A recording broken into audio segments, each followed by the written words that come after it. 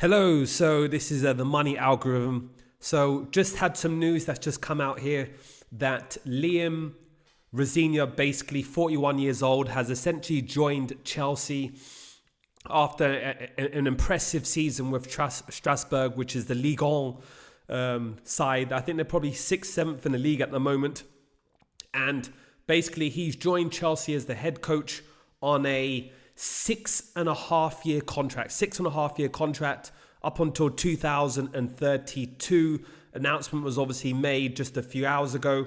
He'll probably be conducting a press conference very soon. It just shows the power of really what the gravitas of what Chelsea is trying to achieve. Obviously, there's been rumblings in terms of, is he someone that basically can essentially express himself at Chelsea due to the hierarchy and their structure of trying to control things? Is he just going to be like a yes man, part of a corporate style? Or is he going to go in and put his foot down and really control the whole environment? So time will tell. But one thing I do know, he's young, he's hungry. It's a long-term contract, so they have a belief in what he's trying to achieve. So we'll see how this really scales up from there. He essentially has this style of play where he's more or less builds up from the back. If you take a look at Strasbourg, they have played the fewest long balls, long passes in Europe's top 5 leagues. And basically he showed this adaptability of switching between a back 4 and a back 3, depending on his team's needs.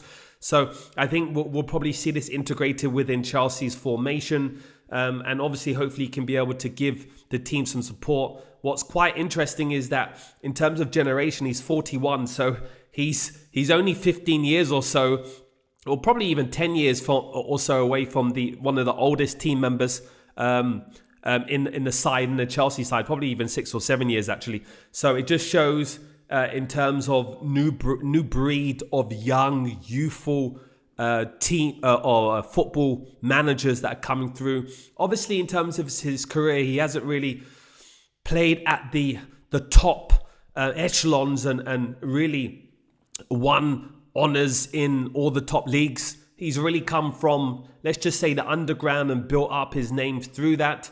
He didn't really have the best spell as a manager at Hull, but really he's redeemed that at Strasbourg, so time will tell.